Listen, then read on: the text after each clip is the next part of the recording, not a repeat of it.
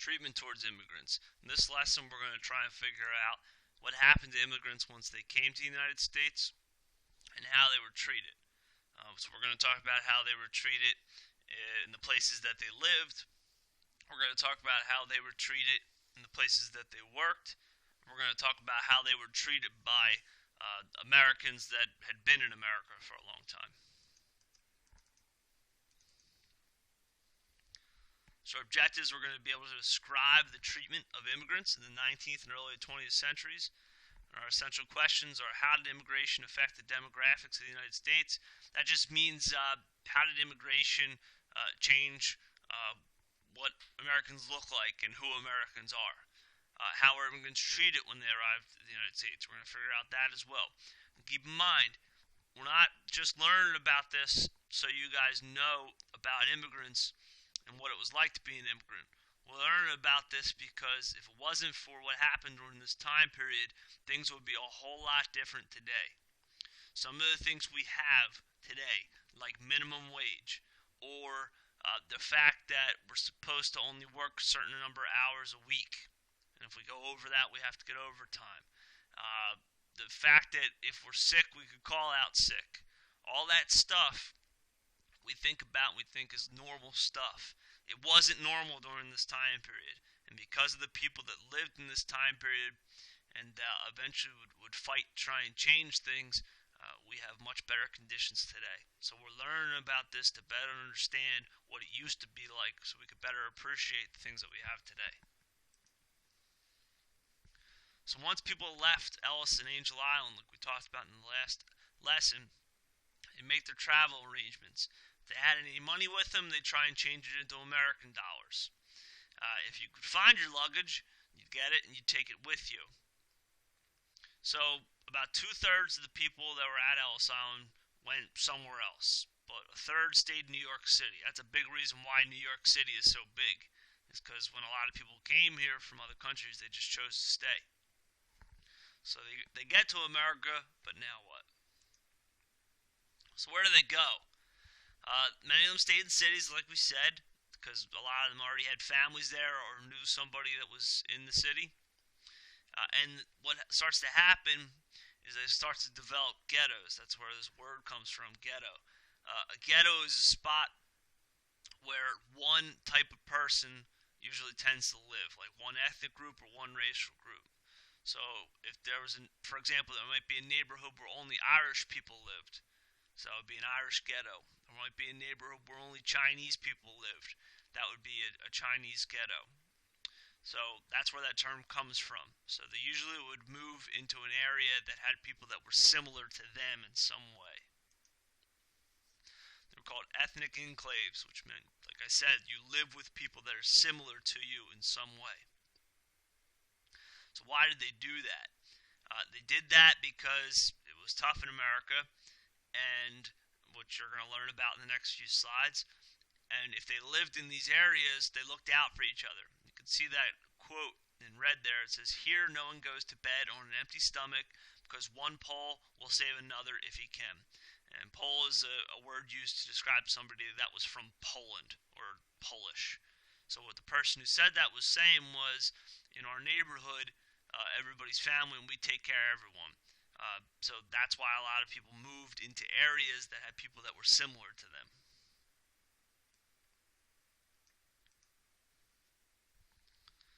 So besides wanting to be around people like themselves, they also were trying to avoid persecution from others.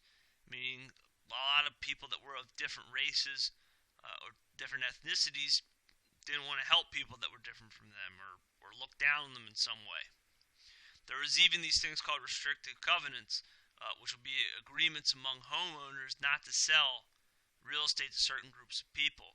So for example, if you owned a home in an Irish neighborhood, you might have an agreement with your neighbors not to ever sell your home to somebody that was Polish or Chinese or Russian or something like that. So they tried to keep these areas with only the one type of person. So what are these areas like, these enclaves or these ghettos? They lived in very harsh conditions. They weren't treated very nicely by U.S. citizens, people that had been there for a long time, and they were treated unfairly by employers. They worked in harsh conditions, they had long hours and low wages, and even kids had to work. So let's try and look at some more about that treatment. And what I want you to think about while we're going through this is how things are today, to see how much things have changed for the better since this time period. So let's talk about living first. A lot of them lived in things called tenements, which were basically really crowded apartments. So you see that picture on the left, it says 120 rooms for 1,231 people. So I'll do a little math for you. That's about 10 people per room. That doesn't mean 10 people per house. That's 10 people per room. So think about probably a medium-sized bedroom in your house. Probably the smallest bedroom in your house, actually thinking about it.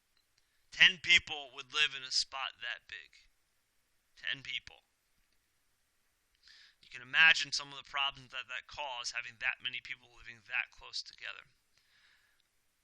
Some of the conditions were so bad that only 60% of children died before they were even 1 year old.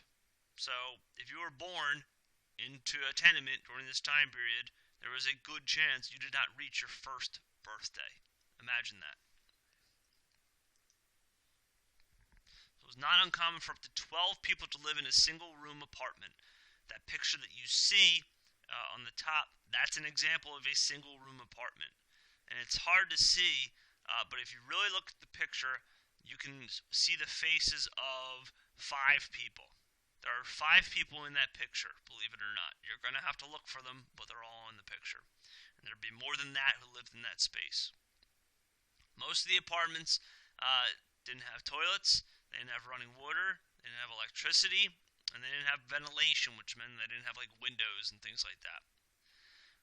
So where did they get all that stuff? Sometimes there'd be like one toilet or one sink for the entire floor, and every apartment would have to share it.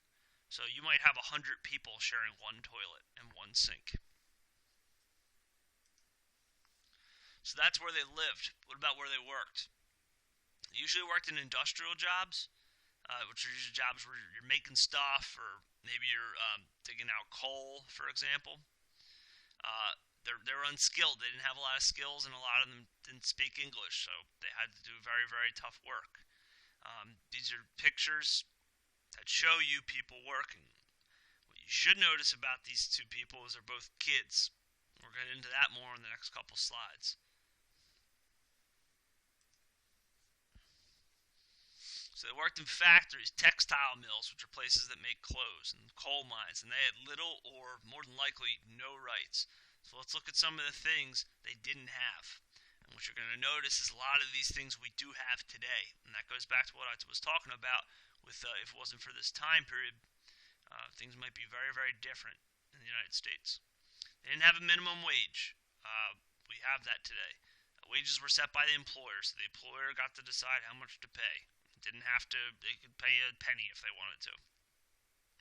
There's no employee benefits, so no health care or anything like that. There's no workers' compensation. There's no regulations on hours worked, which meant if the boss wanted you to stay there for 16 hours, he could keep you there for 16 hours. There's no regulations on days worked. So if the boss wanted you to work all 7 days in a week, you worked all 7 days in a week. There's no minimum age requirement to work, so kids as young as 5 or 6 years old were working, not going to school. There was no sick days, no vacation days. If you got sick and you need to take a day off, you couldn't do it. There was no holidays. A lot of the holidays, believe it or not, that we have today, they didn't exist then. People just went to work or school every single day. And there was no regulations on dangerous working conditions, meaning that you didn't have to keep a building safe. The buildings could be incredibly dangerous. You didn't have to fix stuff. You didn't have to have lights. You didn't have to do things to keep things safe. So one of the things we talked about was kids. Kids as young as 6 would work between 12 and 16 hours a day. They didn't get much of a break. If they were caught sleeping, sometimes they get beaten. Something you'll notice in all of these pictures is none of those kids are wearing shoes. Imagine doing tough work and being 6 years old and you're not even wearing shoes.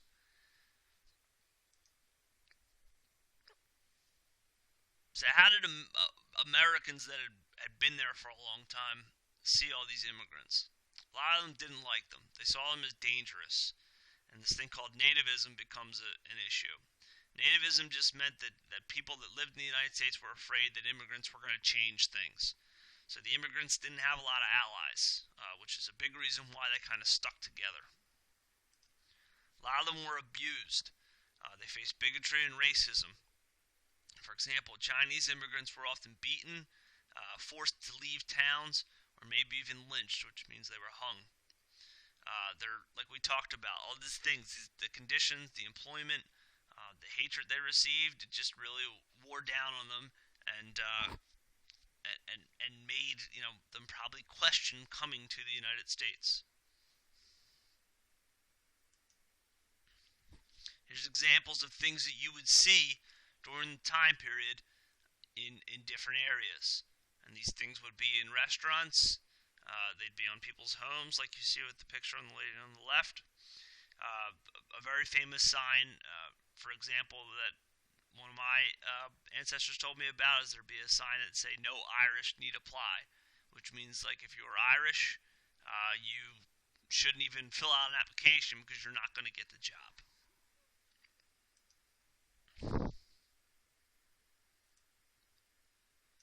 So all of these immigrants coming to the United States, they faced harsh conditions, obviously. But they did create kind of this idea that America is a melting pot, meaning that we have all kinds of different people who live here, and our culture is very unique because there's so many different cultures that have kind of mixed together over the years. So that's why when you hear people talk about America being a melting pot, that's what they mean. It just means that despite how immigrants and people that were new were treated, when they came here, they formed this idea of a melting pot, which just means we have a variety of cultures and a lot of things going on in our country.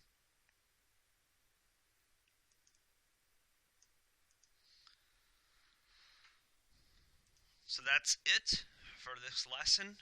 If you have any questions, feel free to reach out. Remember, we went over what it was like to be an immigrant in the United States, what it was like to work, what it was like to live, and the treatment you faced from some other Americans. We're going to continue to talk about that to see why it was so important that this happened. If it didn't happen, like I keep saying, things might be very, very different today. If you have any questions, feel free to reach out. Don't forget to answer the questions that are underneath of this video. If you don't have any questions, good luck.